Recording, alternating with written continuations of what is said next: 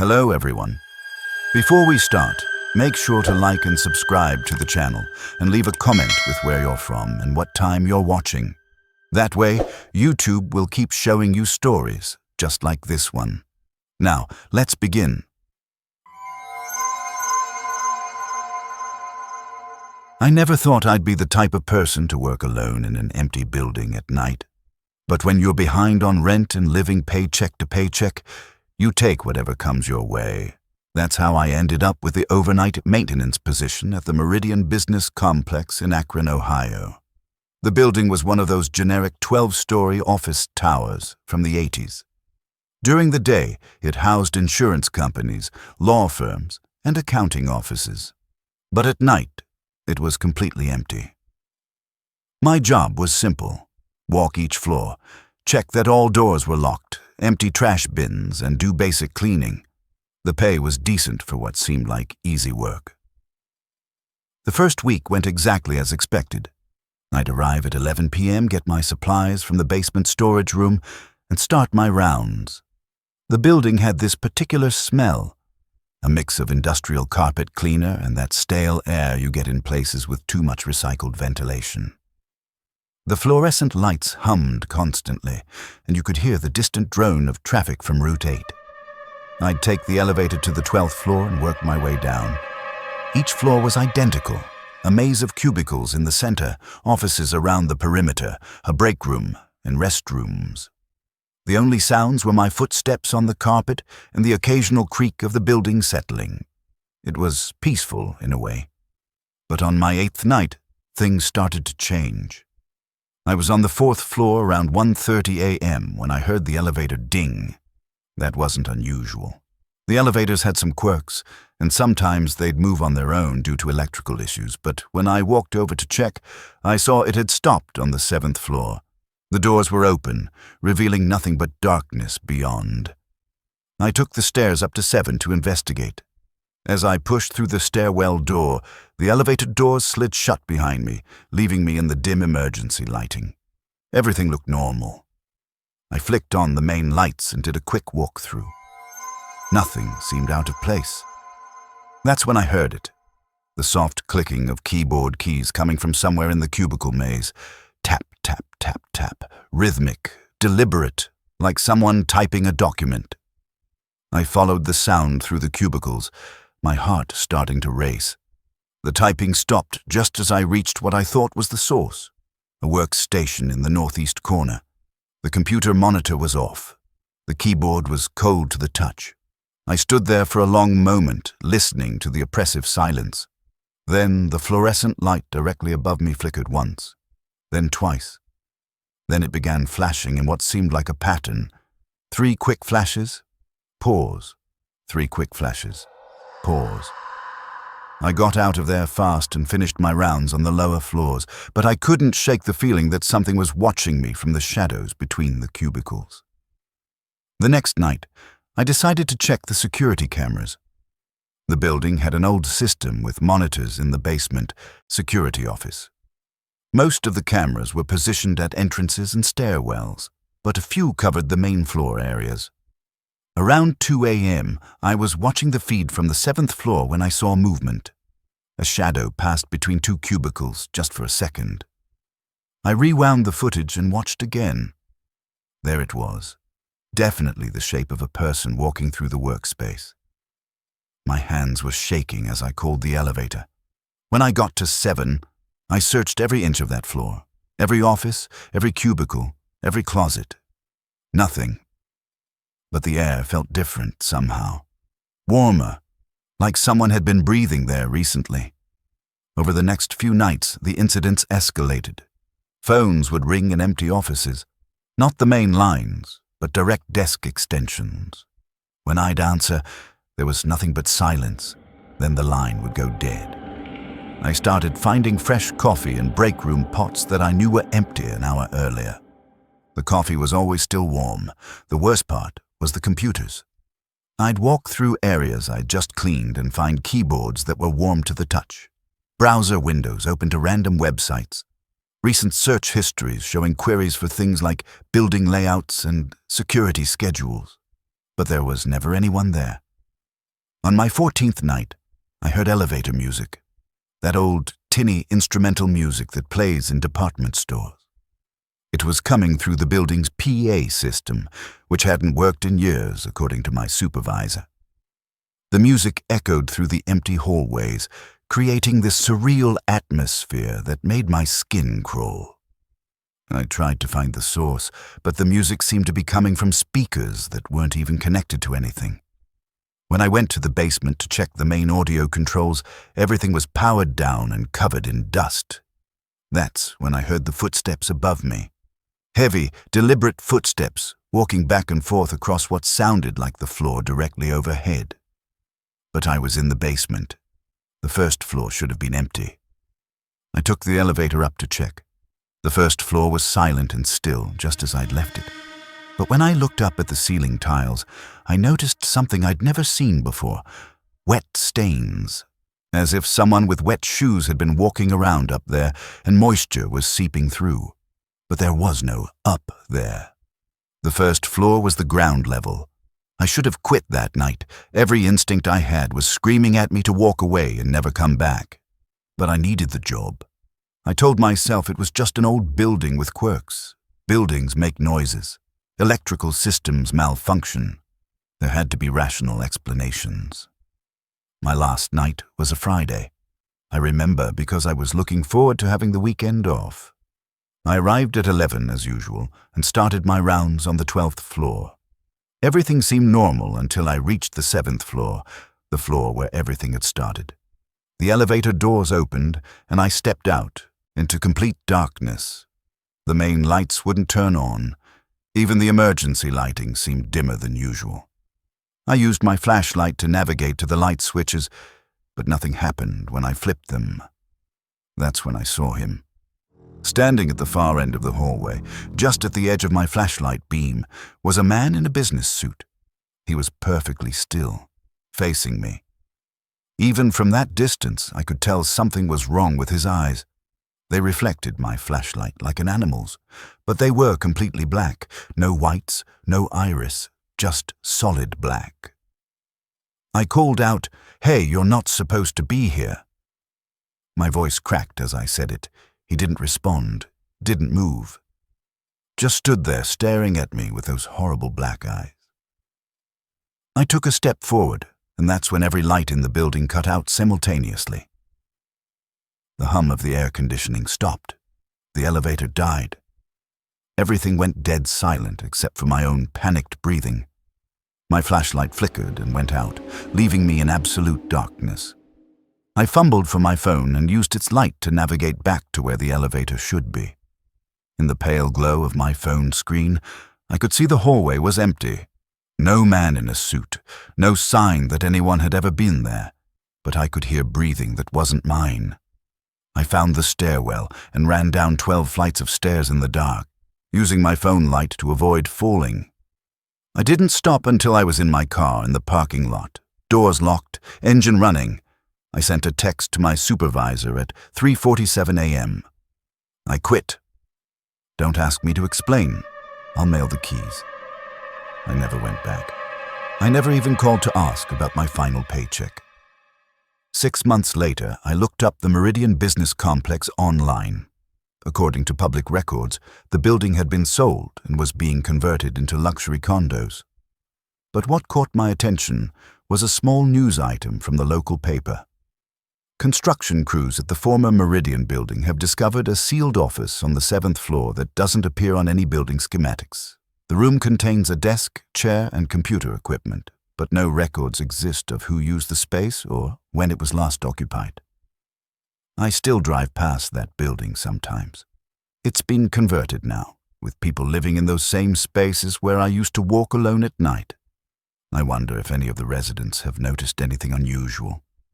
I wonder if they hear typing at 2 a.m. or find their computers warm in the morning or see shadows moving through rooms that should be empty. I wonder if that man in the business suit is still there, waiting in the darkness of the 7th floor.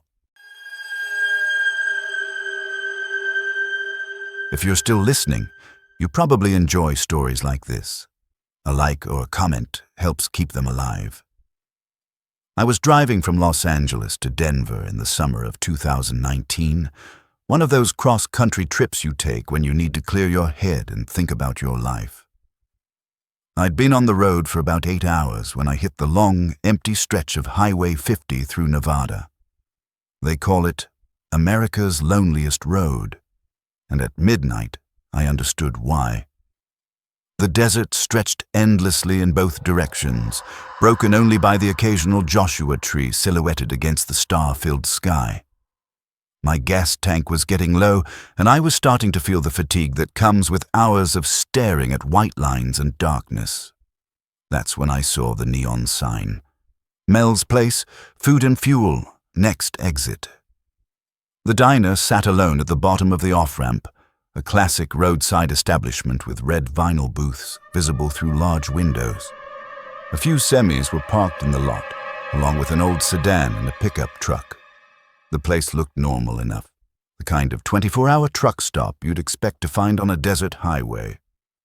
The bell above the door chimed as I walked in. The interior was exactly what you'd expect: checkered linoleum floors, a long counter with red stools, and booths along the windows. The air smelled like coffee and fried food, with an underlying hint of cigarette smoke that seemed baked into the upholstery. There were only 3 other customers. A trucker in a flannel shirt sat in the corner booth, staring down at a cup of coffee. An elderly couple occupied a booth by the window, the woman knitting something while the man read a newspaper. They all looked up when I entered, then went back to what they were doing. The waitress appeared from behind the counter. She was maybe 50, with graying hair pulled back in a ponytail and the tired look of someone who'd been working the night shift for years. Her name tag read Dolores. "Sit anywhere you like, honey," she said with a smile. "Coffee?" I slid into a booth halfway down from the elderly couple and ordered coffee and a slice of pie. The waitress brought both quickly, and I settled in to rest for a few minutes before getting back on the road. That's when I started noticing things. The trucker in the corner hadn't moved since I'd arrived. He was staring at his coffee cup with an intensity that seemed unnatural. I watched him for several minutes, and I swear he didn't blink once. His eyes were wide open, fixed on the dark liquid in his cup like he was seeing something in it that I couldn't. The elderly couple was whispering to each other in urgent tones, occasionally glancing in my direction. I couldn't make out what they were saying, but their body language suggested they were discussing me. The woman's knitting needles clicked rhythmically, but she never seemed to make any progress on whatever she was making. I tried to shake off the uneasy feeling and focus on my pie, but then Dolores returned with a plate I hadn't ordered. "Here you go, sweetie," she said, setting down a plate of scrambled eggs and toast.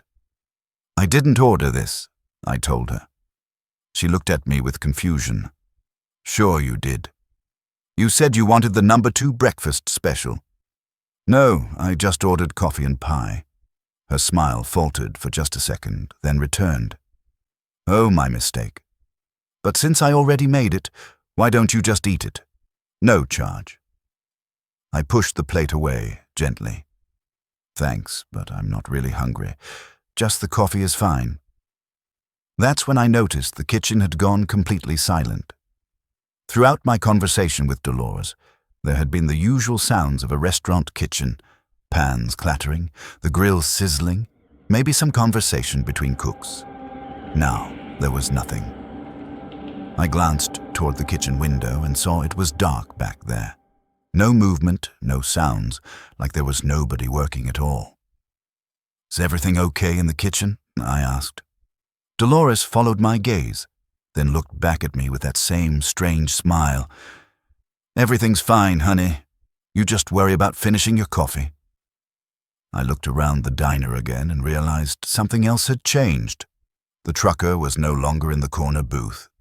He was now sitting in the booth directly behind me. I hadn't seen or heard him move, but there he was, still staring with those unblinking eyes. Except now, he was staring at the back of my head. The elderly couple had moved too.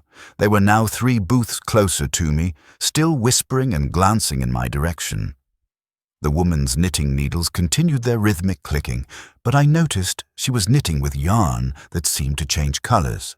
First red, then black, then something that looked dark and wet. I decided it was time to leave.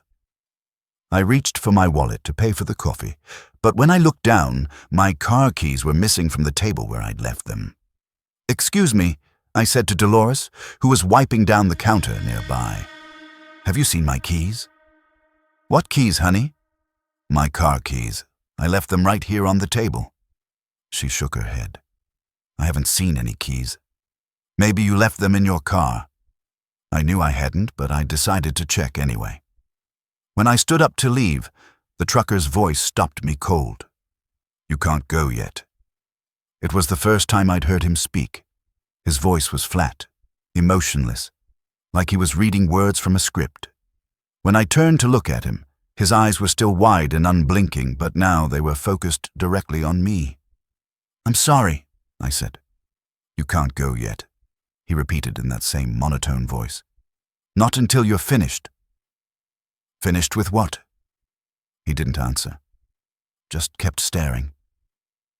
I walked quickly toward the door, but Dolores intercepted me. "Your bill, honey. You can't leave without paying your bill." "For 1 cup of coffee? How much could it be?" "Oh, it's not just the coffee. There's the pie, the breakfast special, the refills. I didn't eat the breakfast special, and I only had 1 cup of coffee." She pulled out a check pad and showed me a bill for $47.83. Written on it were items I'd never ordered: multiple breakfast plates, several pieces of pie, a dozen cups of coffee. "This isn't right," I said, backing toward the door. "The register doesn't lie, sweetie. You need to pay before you can leave." I looked around the diner desperately. The elderly couple was watching me with what I can only describe as hungry expressions. The man had put down his newspaper, and I could see his hands were stained with something dark. The woman's knitting needles were clicking faster now, and the yarn had definitely turned the color of dried blood. That's when I noticed something that made my blood run cold. Through the window behind them, I could see my car in the parking lot, but sitting on the hood, clearly visible in the diner's neon light, were my car keys. I hadn't left them outside. I distinctly remembered putting them on the table when I sat down. "I need to use the restroom," I said, trying to keep my voice steady. Dolores pointed toward the back of the diner. "Right through there, honey." I walked toward the restrooms, but turned at the last second toward the kitchen instead. I pushed through the swinging doors and found myself in complete darkness. My phone's flashlight revealed an empty kitchen that looked like it hadn't been used in years. Dust covered everything. The grill was cold and rusted. Cobwebs stretched between the hanging pots and pans. When I turned around, I nearly screamed. The trucker was standing right behind me, still with that unblinking stare. "Time to come back now," he said in that flat voice. "Time to finish what you started." I pushed past him and ran back into the dining area. The elderly couple was now sitting in the booth right next to the door, blocking my exit. They looked up at me with faces that seemed wrong somehow. Too pale, with shadows under their eyes that were too dark. "Leaving so soon?" the old woman asked. Her voice sounded like it was coming from far away, even though she was right in front of me. I looked at Dolores behind the counter. She was still smiling, but her smile was too wide now, stretching further than any human smile should go. That's when I saw my opportunity. The elderly woman's purse was sitting on the table, and I could see the outline of my keys inside it. Without thinking, I grabbed the purse and dumped its contents. My keys clattered to the floor along with old tissues, coins, and what looked like Polaroid photographs of people I didn't recognize. All taken inside this diner, all showing people who looked terrified. I snatched my keys and ran for the door. As I burst outside, I could hear all of them behind me, Dolores calling, "You haven't paid your bill," and the trucker repeating, "You can't go yet," and the old couple making sounds that weren't quite words. I didn't look back as I jumped in my car and peeled out of the parking lot.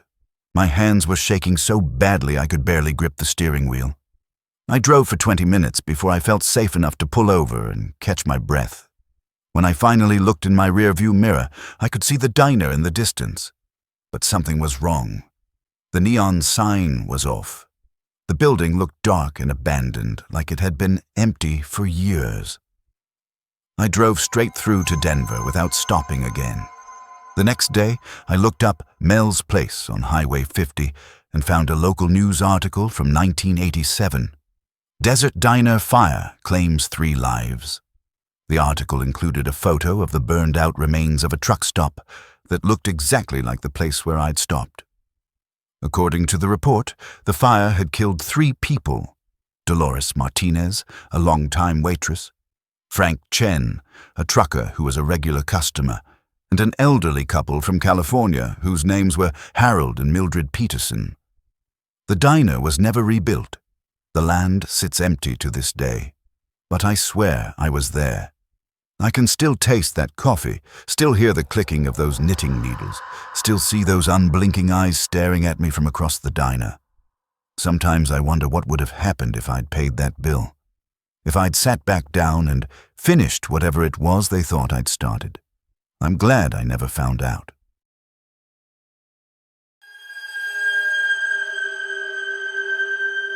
I needed to get away from everything for a weekend. Work was stressing me out. My relationship was falling apart, and I felt like I was suffocating in the city. So I booked a cabin in the Cascade Mountains of Washington State, about 2 hours east of Seattle. The listing looked perfect, a cozy 2-bedroom cabin surrounded by pine trees, complete privacy, and no Wi-Fi or cell service, which was exactly what I wanted. The host, someone named David, had great reviews and advertised it as the perfect digital detox retreat. The price was reasonable, and the photos showed a rustic but well-maintained cabin with a stone fireplace and a deck overlooking the mountains. David's instructions were simple. The key would be under a fake rock by the front door. Check-in was any time after 3 p.m. and I should text him when I arrived safely, though he warned that cell service was spotty and I might not get a response right away. The drive up was beautiful. The last 20 miles were on narrow mountain roads that wound through dense forest. I passed maybe 3 other cars the entire time. When I finally reached the address, I found the cabin exactly as advertised, a small log structure nestled among towering pine trees, completely isolated from any neighbors. The key was where David said it would be, hidden inside a realistic-looking fake rock. The cabin's interior matched the photos perfectly. Rustic but clean, with a stone fireplace, comfortable furniture, and a kitchen stocked with basic supplies. Everything seemed normal. I spent the first afternoon exploring the area around the cabin. There were hiking trails leading into the forest, and the silence was incredible after months of city noise.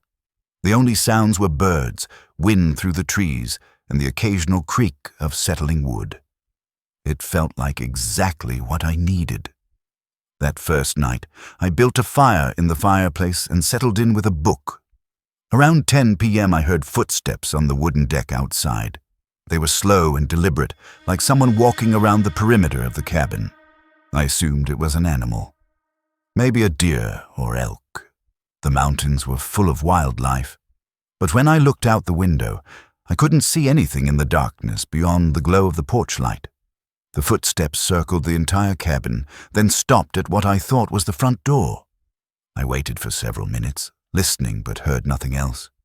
When I finally worked up the courage to look outside, there was no one there. I went to bed around midnight and slept surprisingly well despite the unfamiliar surroundings. But when I woke up the next morning, I found muddy footprints on the front porch that definitely weren't mine. These were from heavy boots, much larger than my hiking shoes, and they led right up to the front door. I examined the prints more closely and noticed something odd. They circled the entire cabin, just like the footsteps I'd heard the night before. But they also led to each window, as if someone had been looking inside. I tried to rationalize it. Maybe it was the property owner doing some kind of maintenance check, Or maybe another guest had accidentally come to the wrong cabin. But the more I thought about it, the less sense it made. David hadn't mentioned anyone else coming by, and the prints looked fresh, made sometime during the night while I was sleeping. That morning, I decided to take a shower. The bathroom was small but functional, with an old-style shower that took a few minutes to heat up. When I stepped out, I noticed the mirror above the sink was fogged with steam, which was normal, but there were also fingerprints on the glass, as if someone had been writing or drawing on it while it was steamed up. I couldn't make out what the marks were, but they definitely weren't random smudges. Someone had deliberately touched the mirror while it was fogged. The problem was, I hadn't touched the mirror at all. I spent the day hiking to try to clear my head, but I couldn't shake the feeling that I was being watched. Every snap of a twig or rustle of leaves made me turn around, expecting to see someone following me. The trails were empty, but several times I thought I caught glimpses of movement through the trees. When I returned to the cabin that evening, I found the front door slightly ajar. I was certain I'd locked it before leaving. It was an automatic habit, even in a place this remote. But the door was definitely open about an inch, just enough to let in cold mountain air. Inside, everything appeared normal at first glance. Nothing was obviously disturbed or missing. But when I went to the refrigerator to get a drink, I noticed that the beer I'd bought was missing one bottle. I was sure I'd had 6 beers when I arrived. Now there were only 5. I checked the trash can and found the empty bottle inside, along with what looked like sandwich crusts. Someone had made themselves lunch using my food while I was out hiking. That's when I started looking more carefully and found other signs of intrusion. The towel in the bathroom was damp, even though I hadn't used it since my shower that morning. There were crumbs on the kitchen counter that I was sure I'd cleaned up. The chair at the small dining table was pulled out, even though I always pushed chairs back in. Another automatic habit. Someone had been in the cabin while I was gone. They'd eaten my food, used my shower, and made themselves comfortable in what I thought was my private retreat. I immediately tried to call David, but my phone had no signal. The landline phone in the cabin had no dial tone. I was completely cut off from the outside world with no way to get help or even report what was happening. That night I barely slept. Every sound made me jump, the settling of the cabin, wind in the trees, the scurrying of small animals outside. Around 2 a.m. I heard a car engine in the distance, getting closer. I peeked through the bedroom, curtains, and saw headlights approaching on the dirt road. The car, a pickup truck, drove slowly past the cabin, then stopped about 100 yards away. The engine shut off, but the headlights stayed on, pointed directly at the cabin. Someone got out of the truck and stood in the glare of the headlights, just a silhouette against the bright beams. They stood there for at least 10 minutes, not moving, just watching the cabin. Then they got back in the truck and drove away. The next morning, I discovered something that made my blood run cold.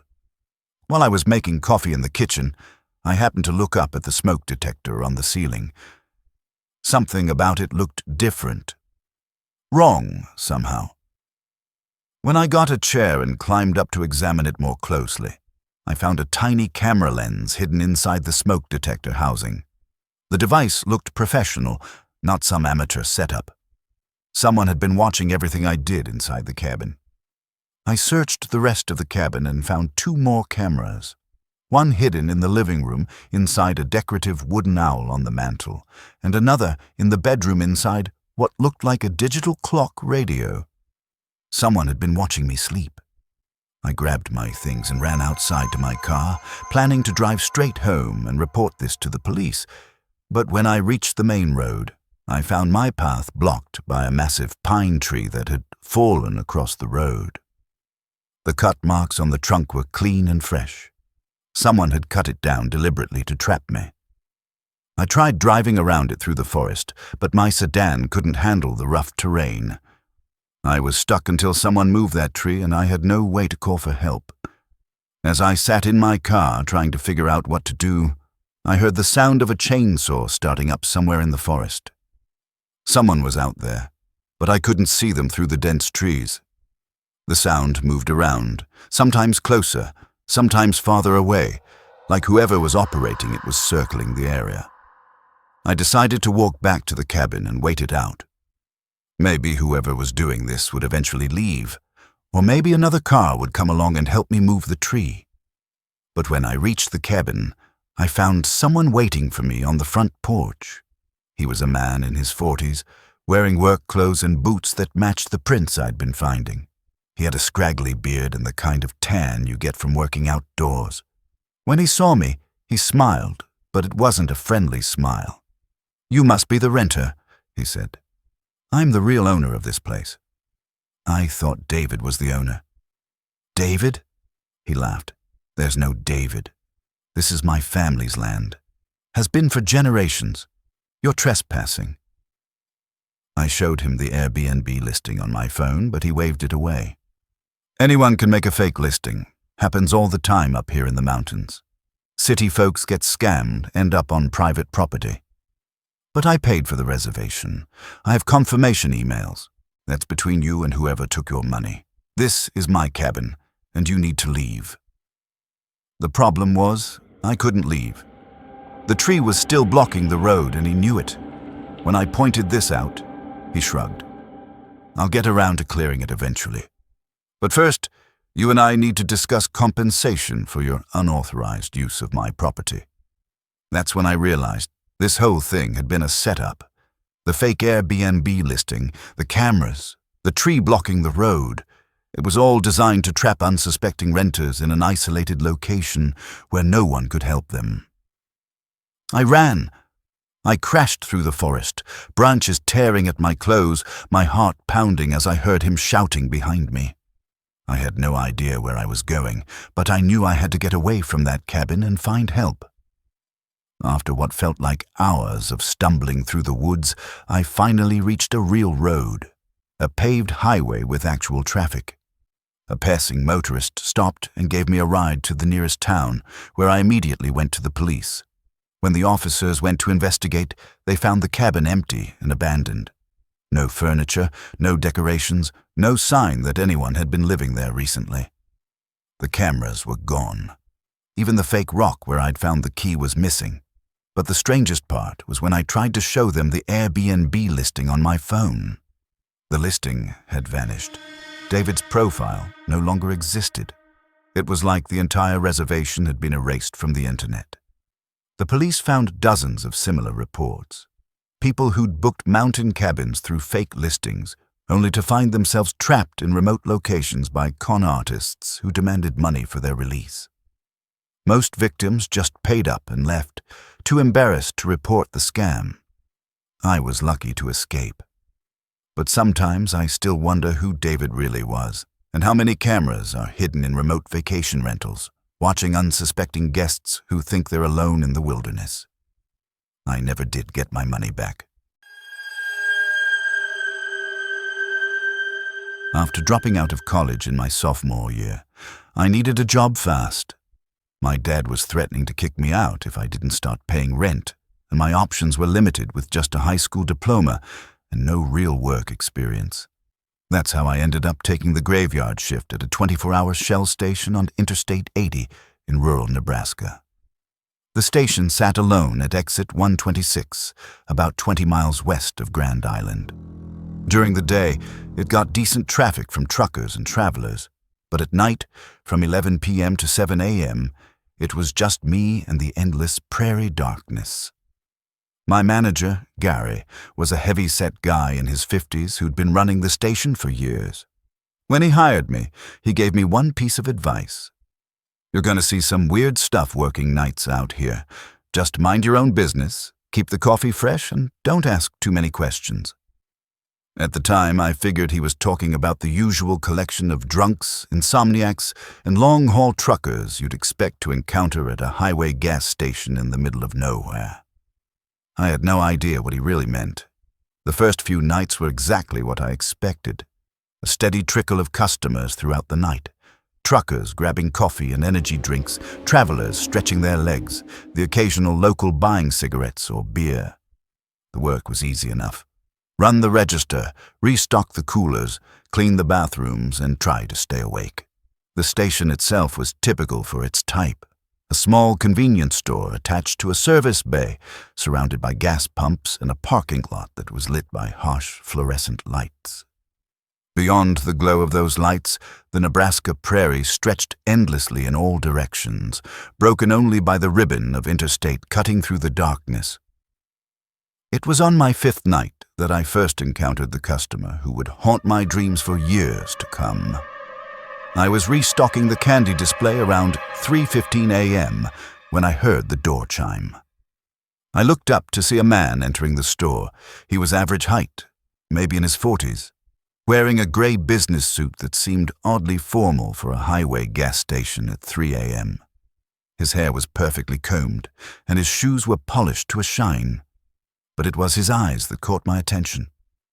They were completely vacant. Not unfocused or tired, but empty, like he was looking through me rather than at me. He moved with mechanical precision, walking directly to the coffee station without glancing at anything else in the store. He poured a cup of coffee, added exactly 2 packets of sugar and 1 creamer, stirred it precisely 3 times, then walked to the counter. He set down exact change, $1.47, without saying a word. When I tried to make eye contact and say, "Have a good night," he didn't respond at all. He just took his coffee and left. The whole interaction couldn't have taken more than 2 minutes, but something about it left me deeply unsettled. Maybe it was the way he moved, like he was following a script he'd memorized.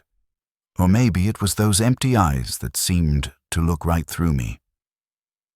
I watched through the windows as he walked to his car, a dark sedan that I hadn't noticed pull up. He got in and drove away, but I realized I'd never heard the engine start or stop. One moment the parking lot was empty, the next moment his car was there, and then it was gone again in complete silence. The next night, he came back. Same time, 3:17 a.m. according to the security camera timestamp. Same routine, coffee, 2 sugars, 1 cream, 3 stirs, exact change, no words. And again, I never heard his car arrive or leave. This continued for a week. Every single night at exactly 3:17 a.m., the man in the gray suit would appear, go through his coffee ritual, and vanish back into the darkness. I started calling him Gray Suit Guy in my head, though I never mentioned him to Gary or anyone else. Somehow, I knew they wouldn't believe me. But it wasn't just his punctuality that bothered me. It was the fact that he never seemed to actually drink the coffee. I'd watch him through the windows as he walked to his car, and he'd always be carrying a full cup. Where did all that coffee go? On my 10th night, I decided to review the security footage from previous shifts. The station had cameras covering the entrance, the register area, and the parking lot. What I found made my blood run cold. The cameras showed me going through my usual routine, restocking and cleaning. They showed the occasional normal customer coming and going. But at 3:17 a.m., when I clearly remembered Gray Suit Guy's visit, the footage showed me having a complete conversation with empty air. I watched myself look up as if someone had entered, watched myself nod and make small talk with no one there, watched myself ring up a sale and count out change from an empty counter. The register showed the transaction, $1.47 for coffee. But the cameras showed no customer at all. Either I was losing my mind, or something was very wrong with those cameras. That's when I noticed other discrepancies in the footage. Normal customers would appear on the parking lot, cameras approaching the store, but Gray Suit Guy never did. His car never showed up in any of the exterior shots, even though I'd clearly seen it every night. I started paying closer attention to the other late-night customers, and that's when I realized Gray Suit Guy wasn't alone. Around 3:30 a.m. that same night, a woman came in wearing